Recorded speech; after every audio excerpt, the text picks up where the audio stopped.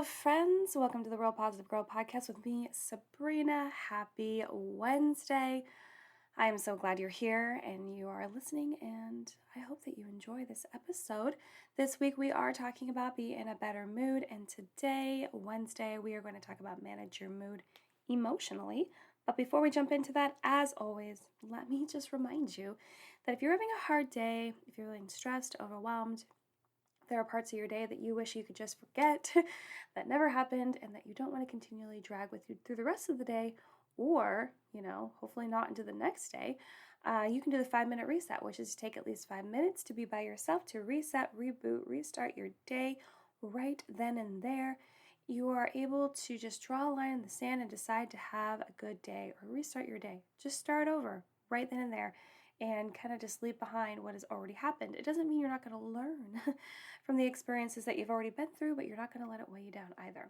You're able to take a break from any issues or burdens that are dragging you down, spend some time coming up with a resolution for any problems or issues that you are having with someone else or by yourself. I always encourage everyone to come up with a list of at least 4 things you are grateful for, big, small, medium size. You can be grateful for literally anything and everything. Maybe you're grateful that you finally are overcoming some fears and anxieties in your life. For me, one of those, just to be honest with you, is texting people back right away. A lot of times I have this anxiety of texting people back right away because, and I talked about this on my Instagram briefly, I just don't want to say something stupid or say the wrong thing and I have all those fears in my head, but I finally pushed through and just like responding to someone today, which felt really, really good and awesome. So maybe that's it. Maybe you're grateful that you actually did get to talk to one of your friends and it's nice to connect with them after not being able to do so for a while. That could be a thing.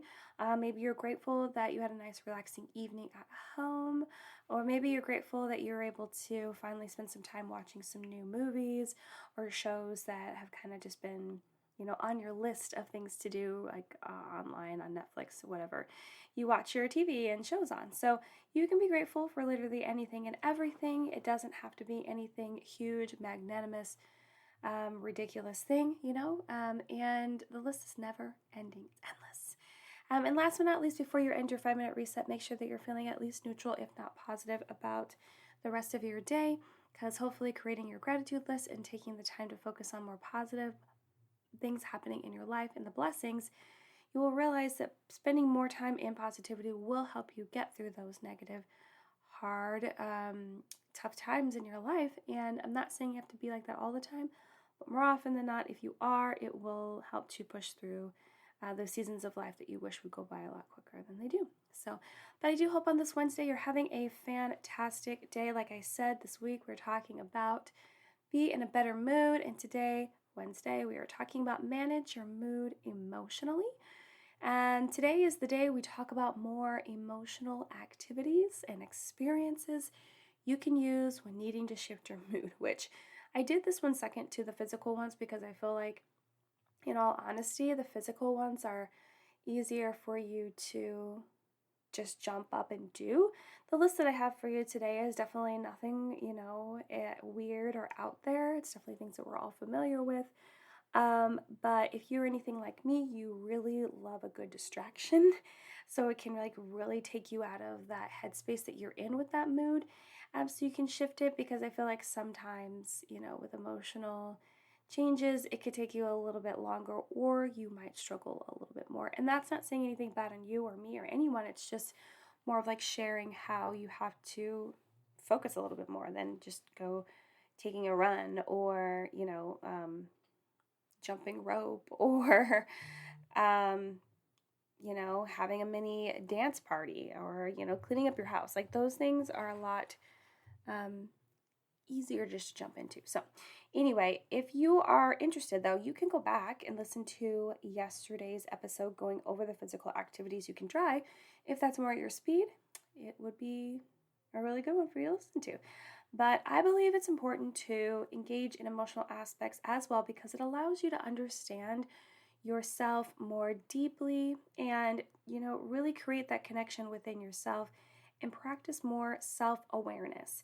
But I also know it's the harder way to shift your mood because it's not heavy with distractions. Like I was saying, how the physical ones that I mentioned yesterday are definitely heavier laden with distractions and, really taking you out of what you're doing. But these ones will really be helpful too. And it will deepen that connection and self awareness and develop even more, personal growth for sure. Um, for sure. But it can definitely be harder, especially if you're not someone that is super comfortable with your emotions. But I encourage you to try it. Give it a try. You should give anything a try once, except for like drugs and stuff.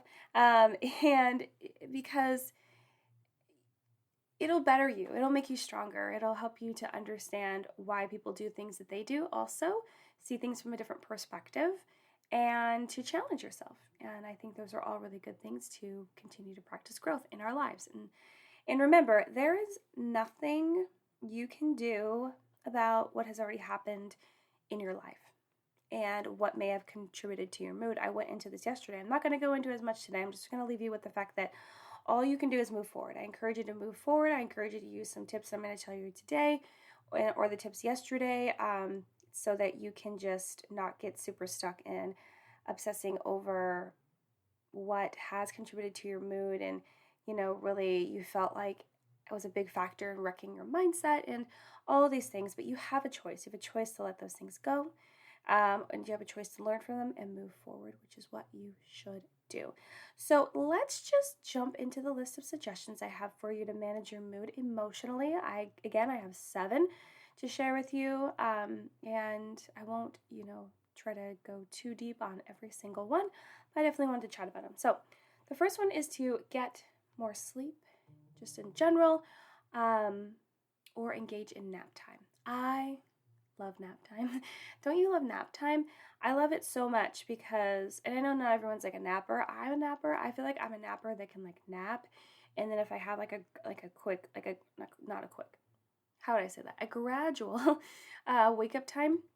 Like if I have a good like 10 minutes for me to actually like wake up and not just jump out of bed, because if I jump out of bed, whether it's waking up after sleeping all night or a nap time, I will get sick. I don't know what it is. I just get so nauseous. But if I'm able to take a nap and then have this like 10-minute grace period to like slowly get up, then I feel fresh as a daisy, everyone. I love it.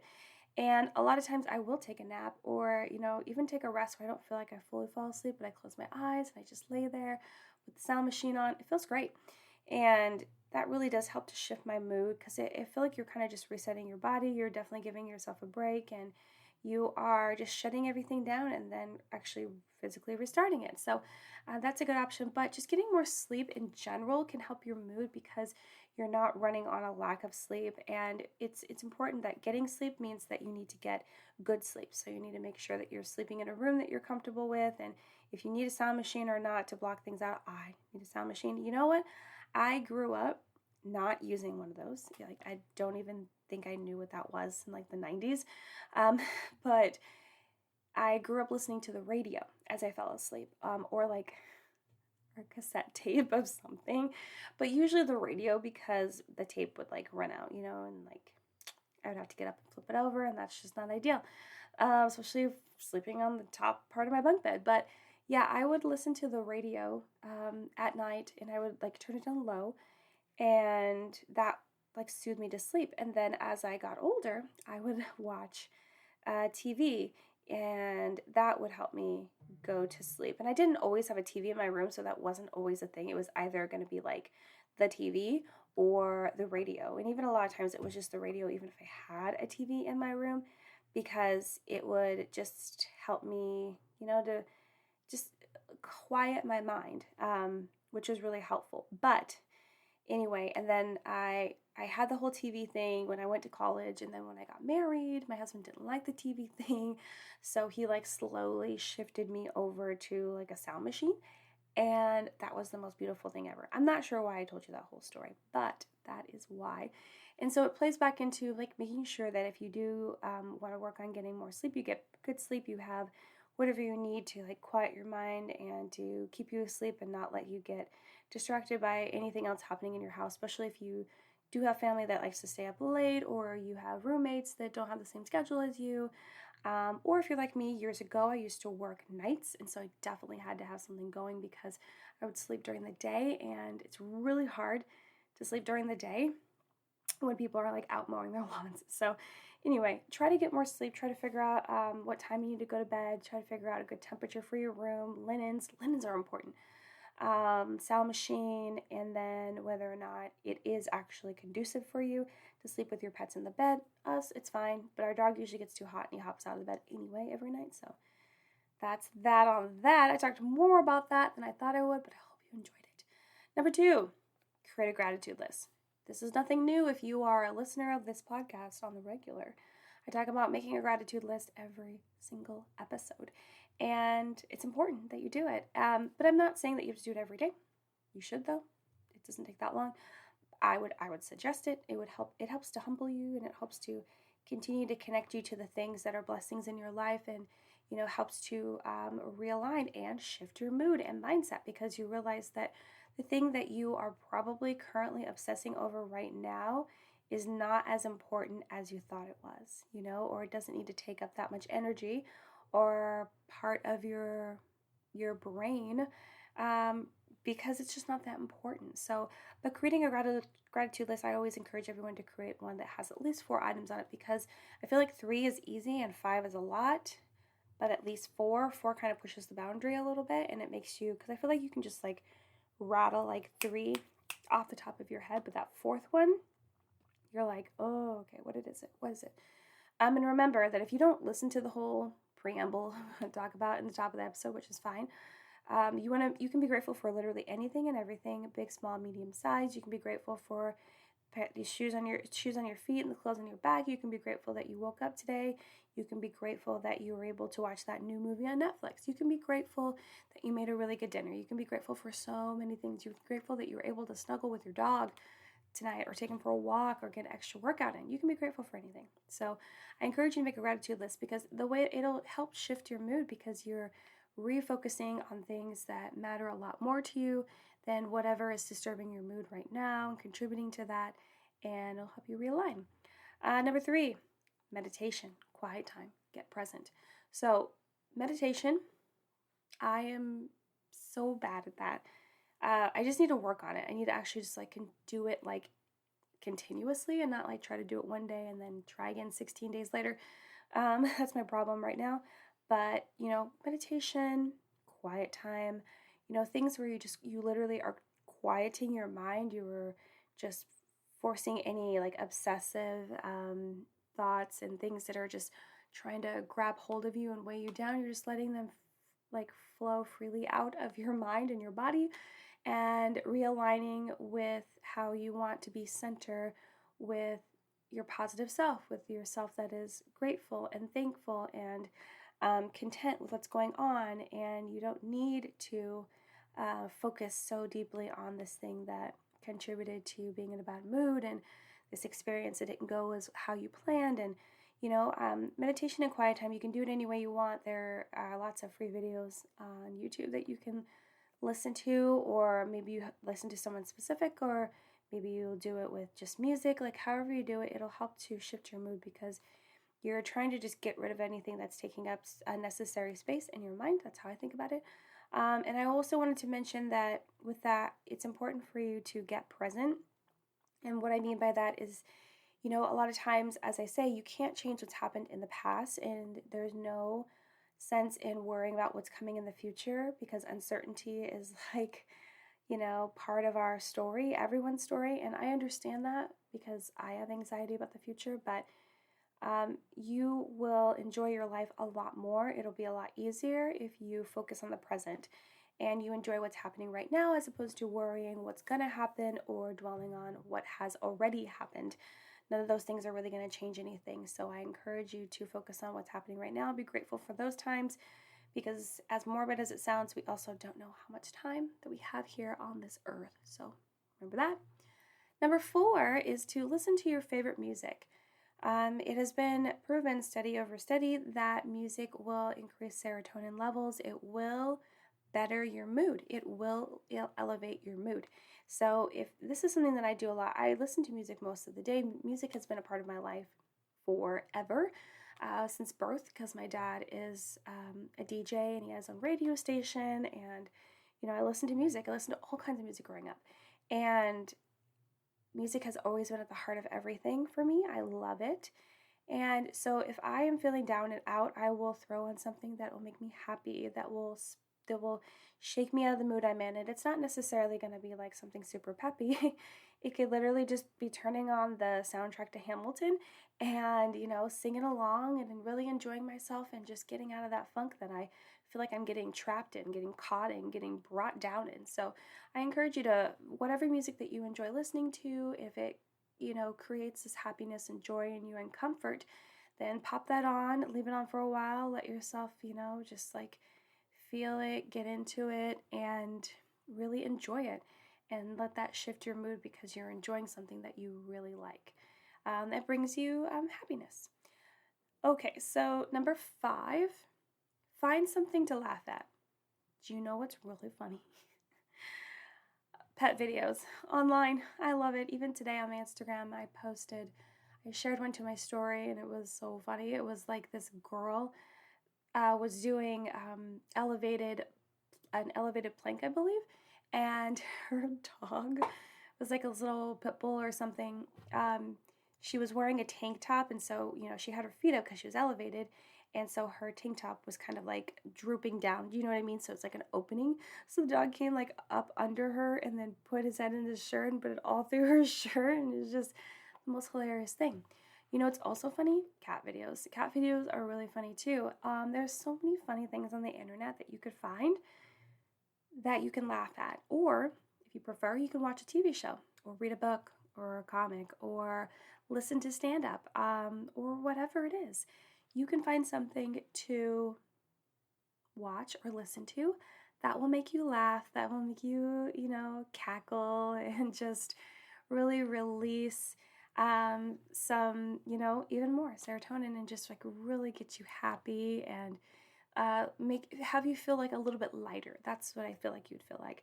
That's how I feel. Like today I was kind of having not a stressful day, but an intense day, I would say, for work. And that dog video, I came up in my feed and I was like, oh my gosh. And I laughed out loud.